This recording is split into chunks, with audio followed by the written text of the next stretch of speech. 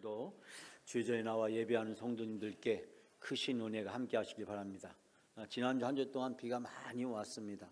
어떤 언론은 200년 만에 폭우가 왔다, 어떤 언론은 400년 만에 폭우가 왔다. 자세히 알 수는 없지만 하여간 비가 많이 왔고 그 피로 인해서 많은 또 피해가 있고 수재민들이 많이 발생했습니다. 수재민에 속한 회복과 위로를 빕니다. 성경에는 재미있고 드라마틱한 인생의 이야기로 가득합니다. 읽다가 보면 때로는 애절하기도 하고 또 눈물을 질끈 닦아내기도 합니다. 남의 이야기 같지 않고 어디서 많이 들어본 우리의 이웃이나 친구 이야기 같다가 어느 순간 바로 그 이야기가 내 이야기고 우리 가족 이야기로 가슴이 먹먹하게 치고 들어옵니다. 여러분, 아브라함의 아들 이삭에게는 두 아들이 있었습니다. 어머니 리브가에 태어난 두 아들의 성격은 너무나도 달랐습니다. 어쩌면 오늘날 우리 자식들하고 너무나 똑같은지 모릅니다. 어쩌면 그 자식들이 왜 이렇게 서로 다릅니까? 형 에서는 호탕하고 사냥을 즐깁니다. 성격이 화끈하지만 즉흥적입니다.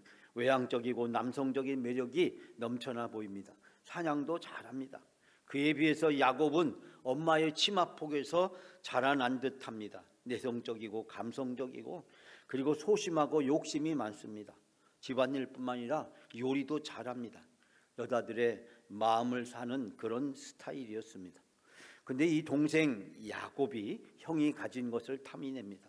그리고 배고픈 형의 약점을 이용해서 팥죽 한 그릇에 형의 장자권을 가로챕니다. 엄마와 짜고 아버지도 속입니다.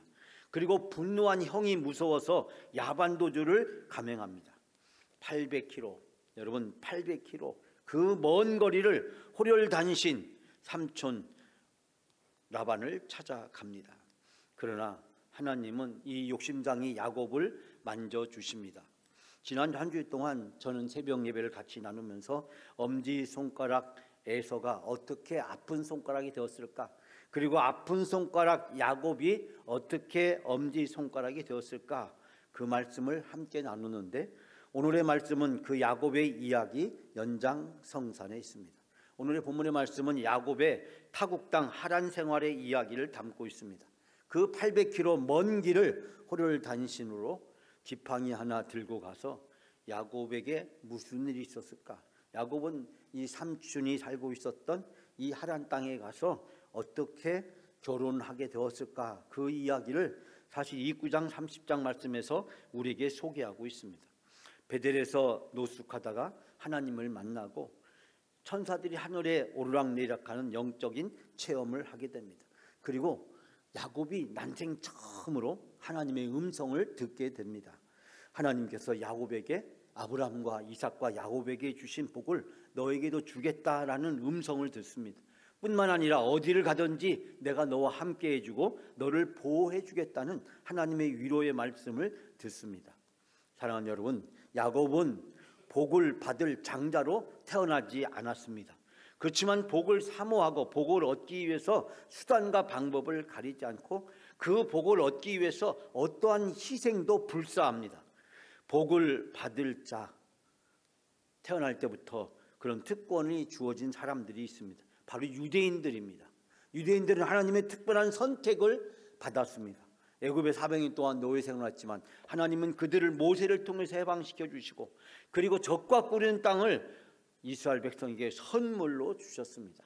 이스라엘 백성이 싸워서 얻은 땅이 아니라 하나님의 은혜로 바로 팔레스타인, 가나안, 오늘날 예루살렘과 그리고 이 지방을 하나님이 선물로 주셨습니다. 그리고 하나님의 선택받은 민족으로 모든 민족을 구원할 제사장 나라로 하나님이 그들을 부르셨습니다. 하나님은 이스라엘을 복받을 민족으로, 복받을 사람으로 그들을 부르셨습니다.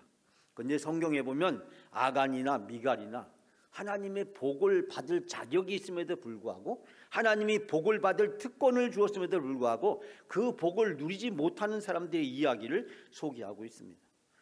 뿐만 아니라 태어날 때부터 하나님께 복을 받을 특권을, 복을 받을 자격을 부여받지 못하고 태어난 사람도 있습니다. 성경은 이 사람들을 가리켜서 이방인이라고 이야기합니다.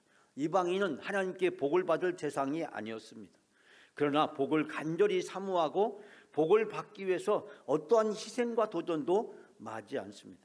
이방인 기생 출신 라합을 우리는 알고 있습니다. 여리고성을 점령할 때 그는 바로 이 이스라엘 정탐꾼을 숨겨줍니다. 그것은 바로 여리고성에 사는 자기 동족을 배반하는 행위였고, 자기뿐만 아니라 온 가족이 만약에 그 사실이 탄로났을 때 여리고 있는 주민들에게 죽음을 이룰 수 있는 심각한 도전이었습니다. 근데 복을 받기 위해서 이 라합은 바로 목숨을 건 바로 정탐꾼을 숨겨주는 일을 불사합니다.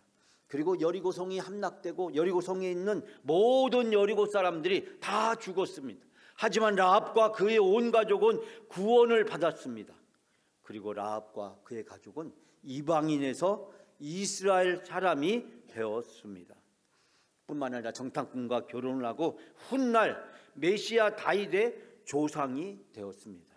라합의 인생 역전 소설 극장의 감동적인 파노라마의 한 장면을 우리는 라합을 통해서 경험하게 됩니다. 뿐만 아니라 지난 수요일 성경 통독 대행진에서 룻기 말씀을 함께 나누었습니다. 여러분, 룻기에 나오는 룻은 이방인 모압 출신의 여성이었습니다. 모압 족속 가나안 땅을 정복할 때 진멸의 대상이었습니다. 그런데 이 진멸의 대상이었던 모압이 극적으로 살아남게 되었는데, 마침 그때 이 베들레헴에 가뭄과 기근이 왔습니다. 그 베들레헴에 살고 있었던 엘리멜렉이 아들과 그리고 아내를 데리고 이 모압 지방으로 피난을 가게 됩니다. 엘리멜렉 이스라엘 사람이었음에도 불구하고 그에게는 믿음이 없었습니다. 여러분, 베들레헴은 떡집이라는 뜻을 가지고 있습니다. 그만큼 이 베들레헴은 하나님의 복을 받은 지방이었습니다. 그럼에도 불구하고 그는 하나님께 복을 받지 못했습니다. 또한 그가 어려움에 처하자 그는 이방인 땅으로 피신해 갔습니다. 이것은 믿음 있는 사람이 취해야 될 올바른 행동이 아닌 것입니다. 기근이 왔어도 하나님께서 이 기근 가운데 구원해 주시기를 구해야 됨에도 불구하고 그는 손쉬운 선택을 합니다. 두 아들과 아내를 데리고 모압 이방인 지방으로 가고 두 아들을 이방인 여자들과 결혼까지 시킵니다. 복을 받을 수 있는 것을 다 버리고 눈에 보이는 세상의 욕망을 쫓아갔습니다. 그러나 그 결과는 정반대였습니다. 세상조차도 그의 가족을 반기지 않았습니다. 그리고 슬픔과 비극이 그 집안에 연속됩니다. 가장이었던 엘리멜렉이 죽고 그리고 두 아들도 다 죽었습니다. 비극의 연속이었습니다. 세상 말로 쫄딱 망했습니다. 이제 빈털터리가 된 시어머니 나오미는 먹고 살 길이 막막해졌습니다.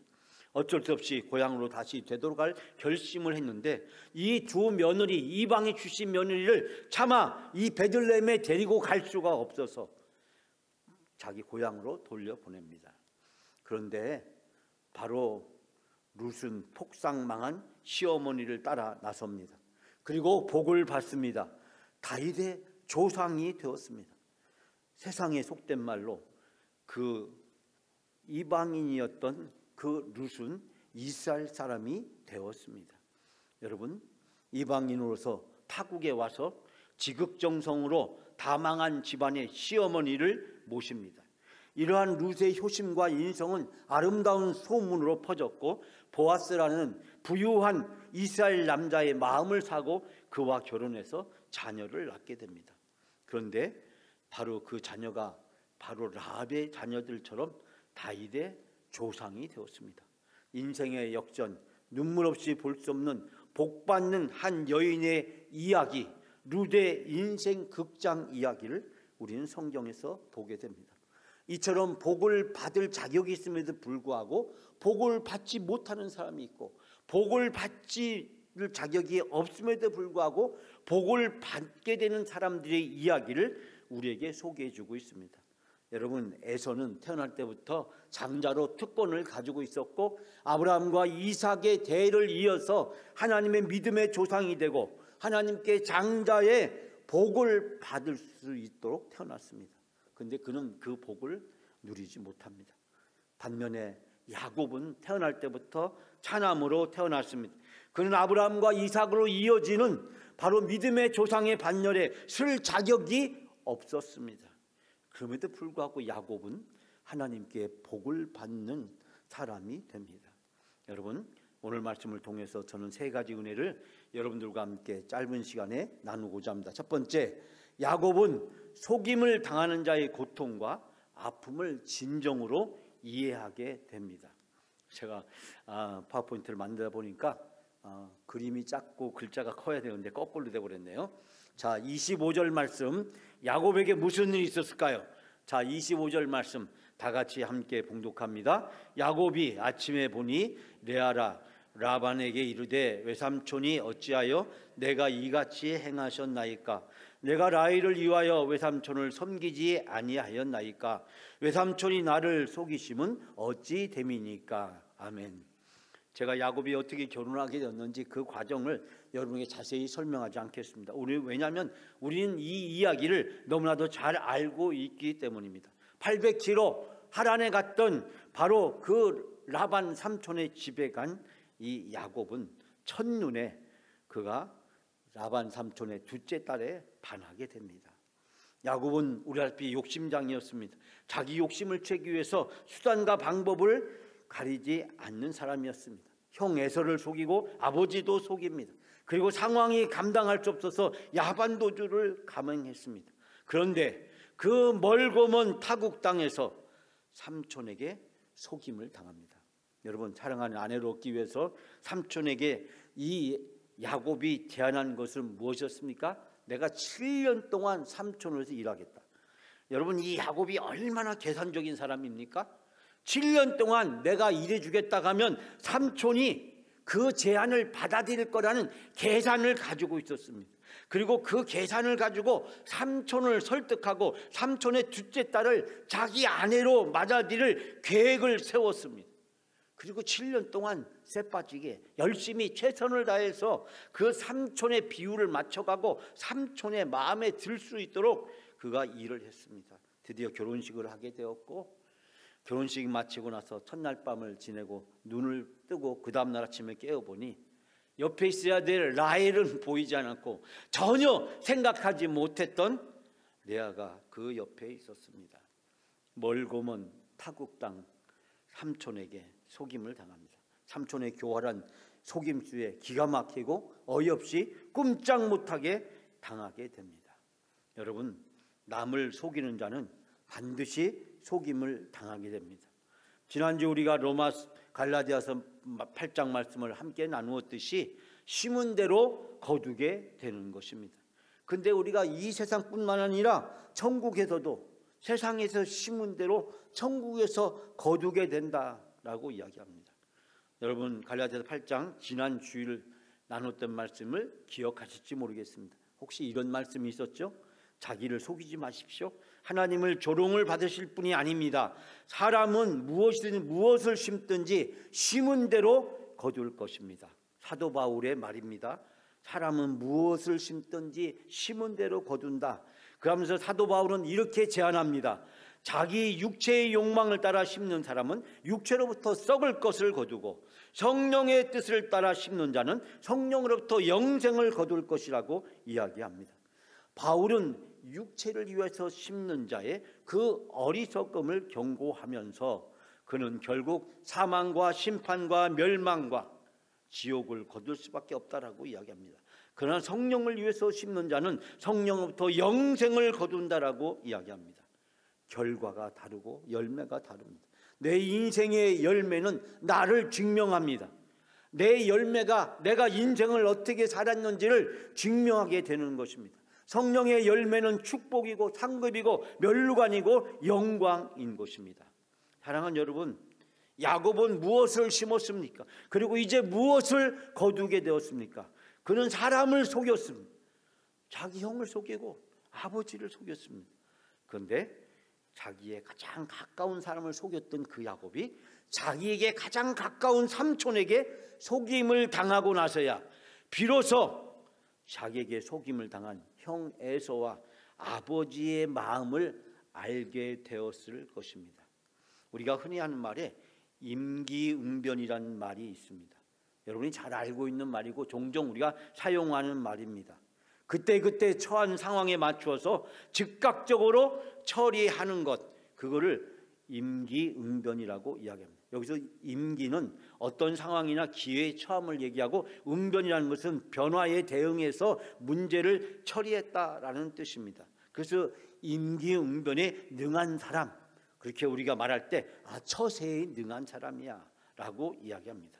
즉 예측할 수 없는 상황이나 위기로부터 재빠르게 대처해서 문제를 해결하는 것을 표현할 때 사용되는 사자성어입니다.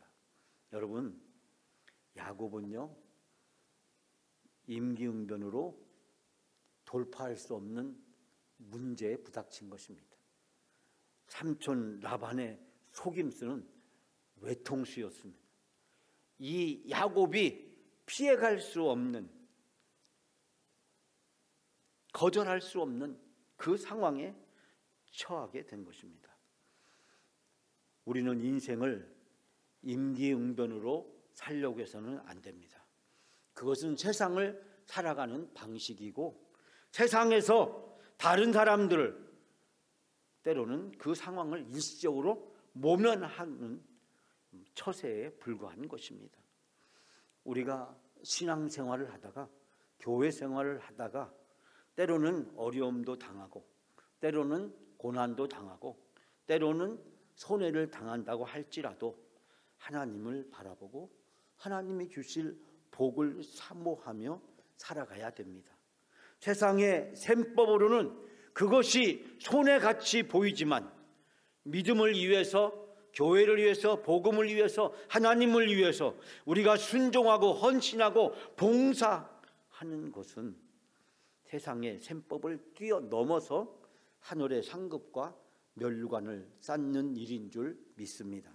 사랑하는 여러분, 임기응변으로 이 세상에서 처세에 능한 그런 사람이 아니라 어떠한 상황 속에서도 믿음으로 하나님을 바라보고 하나님이 주실 영광과 상급을 사모하며 살아가는 여러분의 영생의 삶이 되시기를 주님의 이름으로 축원합니다. 두 번째는 사랑받을 때가 아니라 사랑할 때 진정한 사랑을 깨닫게 된다라는 뜻입니다. 사랑받을 때가 아니라 사랑할 때 진정한 사랑을 깨닫게 됩니다. 30절 말씀 우리가 다 같이 함께 봉독합니다. 야곱이 또한 라헬에게로 돌아갔고 그가 레아보다 라헬을 더 사랑하여 다시 7년 동안 라반을 섬겼더라. 아멘. 여러분, 삼촌의 속임수, 그 외통수에 걸린 이 야곱은 사랑하는 라헬을 아내로 맞이하기 위해서 그는 또다시 이 삼촌이 제안한 7년의 7 플러스의 제안을 그가 받아들일 수밖에 없었습니다. 왜냐하면 그는 라헬을 너무나도 사랑했기 때문에 사랑하는 여인을 아내로 맞이하기 위해서 삼촌이 제안한 이 7 플러스, 이미 7년이란 시간이 결혼하기 위해서 그가 삼촌을 섬겼는데 또다시 7년을, 그래서 무려 14년을 삼촌을 섬기지 않으면 안 되는 상황에 처하게 되었습니다. 라반이 라헬을 노동 계약의 조건으로 걸었기 때문입니다. 섬김을 받았던 야곱은 오늘 본문의 말씀에서 보면 섬기는 삶을 살게 되었습니다. 여러분, 29장 말씀을 읽으면서 우리가 느끼게 되는 것은 도처에 반복되는 말씀이 있는데 그것은 바로 섬긴다라고 하는 뜻입니다. 여러분, 18절에도 보게 되면 이 외삼촌에게 7년을 섬기리이다. 또 20절 말씀은 7년 동안 라반을 섬겼으나 25절에 외삼촌을 섬기지 아니하였나이까. 27절에 나를 7년 동안 섬길지니라. 30절에 다시 7년을 라반을 섬겼더라.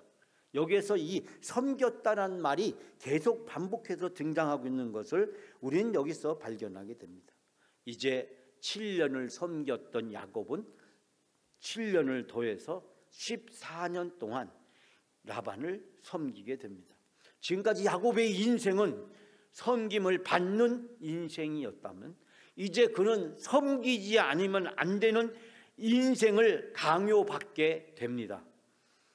즉 자기의 야망과 자기의 인생의 목적을 달성하기 위해서, 자기의 사랑을 얻기 위해서, 그 사랑하는 라헬을 아내로 맞이하기 위해서 그는 이제 섬김을 받았던 인생에서 섬겨야 되는 인생으로 새로운 상황에 그가 처하게 된 것을 발견하게 됩니다.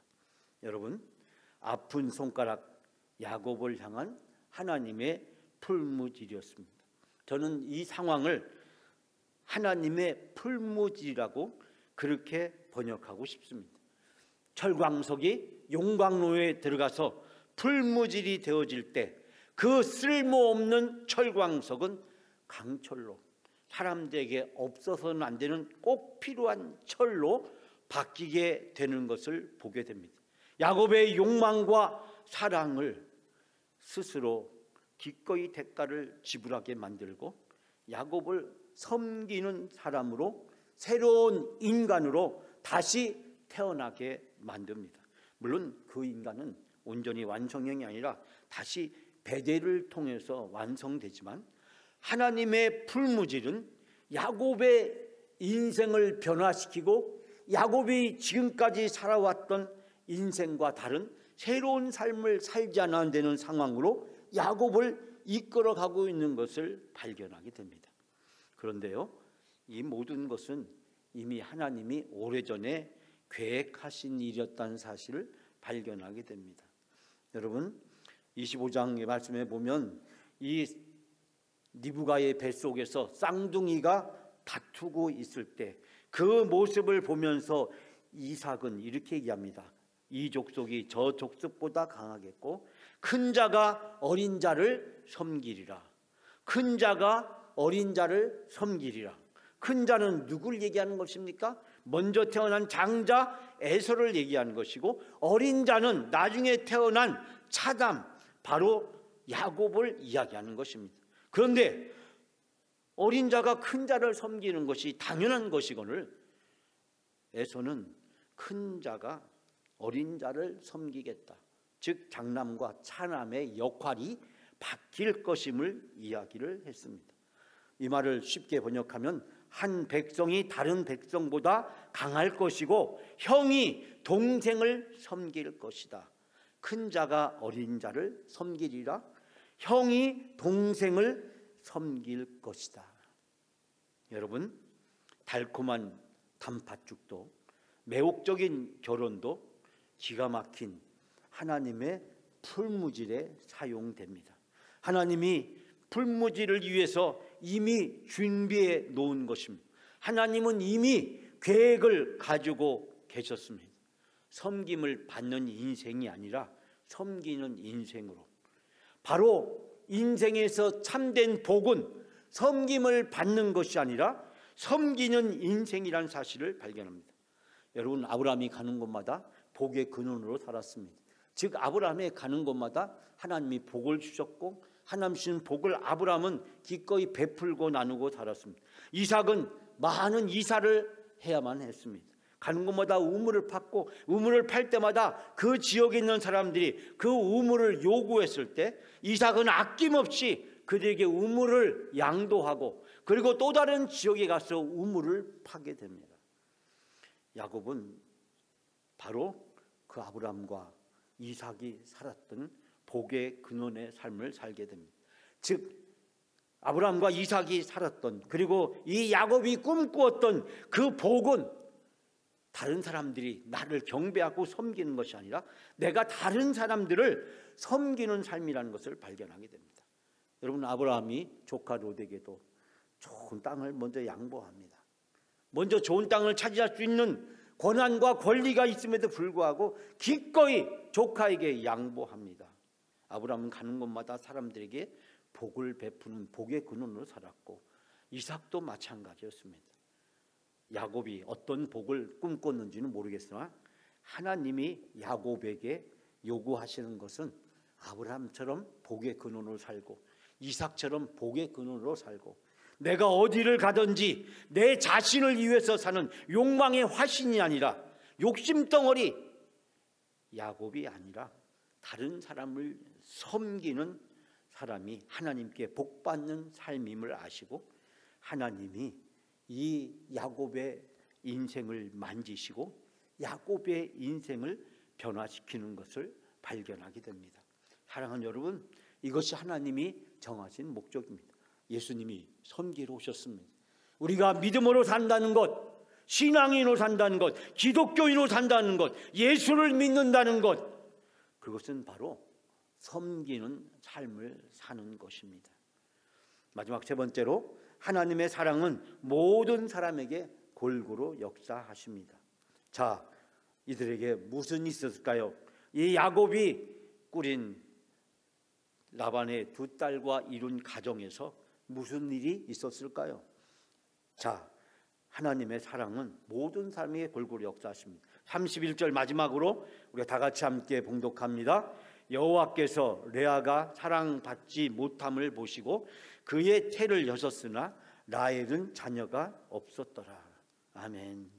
여러분, 여기에서 이 레아가 사랑받지 못했다, 오늘 본문의 전체를 통해서 이미 여러분이 충분히 알고 있다시피 레아는 라헬에 비해서 여성으로서의 외모가 떨어지는, 우리가 흔히 말하는 미모의 수준에 있어서 차이가 난 것으로 보입니다. 레아는 또한 그가 가지고 있었던 인간적인 약점을 가지고 있었기 때문에 그가 남자들에게, 사람들에게 주목을 받지 못했고, 그렇기 때문에 그가 결혼한다는 것이 심히 어려운 일이었습니다. 삼촌 라반에게 레아의 결혼은 그에게 큰 어려운 문제였고 해결하기 어려운 문제였습니다.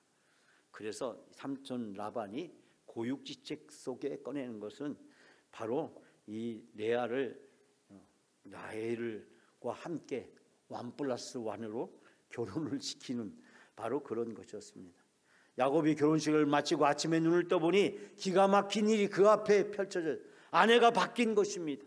연로한 아버지의 약점을 이용해서 형을 속이고 장자권을 빼앗은 야곱이 이제 그 자신의 약점을 이용한 장인에게 같은 수법으로 속임을 당해서 동생 대신에 언니를 아내로 맞이하는 상황에 직면하게 되었습니다.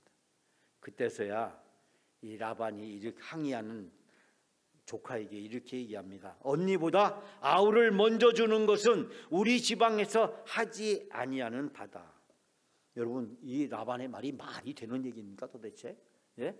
지방에서 그런 것이 있다고 하면 미리 그런 것을 이 에서의 야곱에게 고지해 주었음에도 불구하고 그는 그렇게 하지 않았습니다. 우리 지방에서 하지 아니하는 바다. 이 말을 다른 말로 번역하면요, 큰 딸을 두고서 작은 딸을 시집 보내는 것은 이 고장에서 없는 법이에요. 이 고장의 법이 아닐세. 그러니까 큰 딸을 두고서 작은 딸을 시집 보내는 것이 하란 지방의 풍습이 아니기 때문에 이 라헬을 먼저 시집 보낼 수 없다는 겁니다. 그걸 왜 미리 이 라반은 얘기하지 않았을까요? 여기서 우리 라반이 어떤 사람인지를 발견하게 됩니다. 그런데요, 바로 이 야곱의 약점이 뭡니까? 그는 차남이었습니다. 장자가 아니었습니다. 그런데 그 축복권을 속여서 아버지를 속이고 형을 속였습니다. 이 야곱의 평생 뒤따라 다녔던 것은 너는 차남이야, 너는 둘째야, 너는 복받을 권한이 너한테 없어, 장자권은 내 것이 아니야. 여러분, 이 야곱이 삼촌을 만났을 때 집에서 있었던 모든 일을 다 이야기했거든요. 삼촌은 이 야곱이 왜 이 먼 거리까지 야반 도주에 왔는지 그 이유를 잘 알고 있었거든요. 야곱의 약점을 잘 알고 있었던 삼촌은 그 야곱의 약점을 이용해서 결국 큰 딸을 먼저 시집 보내게 됩니다. 여러분, 처음 난 자의 권리를 강조하는 이 말은 야곱에게 치명적인 약점을 찌르는 말이었고 가시와 같은 것이었고 야곱을 무기력하게 만들었고 야곱이 받아들이지 않으면 안 되는 상황으로 야곱을 내몰아갔음을 발견하게 됩니다. 그런데 우리가 오늘 함께 읽을 때 31절 말씀에서 우리는 이 불행했던 레아에게 하나님의 놀라운 축복의 보상이 주어지는 것을 발견하게 됩니다. 인간적으로 남편에게 사랑을 듬뿍 받았던 라헬은 오히려 자녀를 낳지 못합니다. 남편의 사랑에 라헬은 행복했습니다. 그러나 그 사랑의 대가로 자식이 없었고 행복의 슬픈 그림자가 라헬을 드리우고 있었습니다. 그러나 남편에게 사랑받지 못한 레아는 슬픔을 넘어서 기쁨이 주어졌고 그는 내 아들을 얻게 됩니다. 제가 곰곰이 생각해 보니까 이 레아의 육아를 하느라고 남편 생각할 틈조차 레아에게는 없었다. 하나님의 기가 막힌 은혜와 섭리가 여기 있음을 발견하게 됩니다. 하나님은 모든 사람을 사랑하시고 모든 사람에게 은혜를 베풀어 주시고 복을 주십니다. 그렇기 때문에 우리가 인생을 살아가면서 비록 레아와 같이 힘든 여정 속에서 우리가 처한다고 할지라도 태어날 때부터 복을 받지 못하는 그런 환경 속에서 우리가 살아가게 된다고 할지라도 하나님의 은혜와 사랑과 축복은 반드시 그 사람에게 축복으로 주어진다는 사실을 발견하게 됩니다. 마치 우리가 기생 라합처럼 그리고 룻처럼 그리고 차남이었지만 장남이 되고 그가 믿음의 조상이 되었던 야곱처럼 남편의 사랑을 받지 못했지만 그러나 하나님이 내 자녀를 주어서 하나님이 또 다른 축복을 경험하게 했던 레아처럼 우리가 인생을 살아가면서 어떤 일을 당하든지 어떤 상황에 처하든지 때로는 하나님의 불무질이 우리 앞에 펼쳐진다고 할지라도 그 모든 아픔과 고난은 하나님의 사랑으로 우리가 이겨낼 수 있게 되고 하나님은 그 풀무질을 통해서 우리가 하나님의 복을 받을 인생으로 복을 받을 사람으로 하나님은 우리의 인생을 이끌어 주시는 줄 믿습니다. 사랑하는 여러분, 여러분 앞에 어떠한 인생의 풀무질이 놓여 있다고 할지라도 앞으로 겪게 된다고 할지라도 그 풀무질이 하나님의 복을 받을 사람으로 나를 변화시켜 주시고 나에게 하나님이 복을 주신다는 믿음과 소망을 가지고 하나님이 주시는 그 복을 사모하며 살아가는 여러분이 다 되시기를 주님의 이름으로 축복합니다.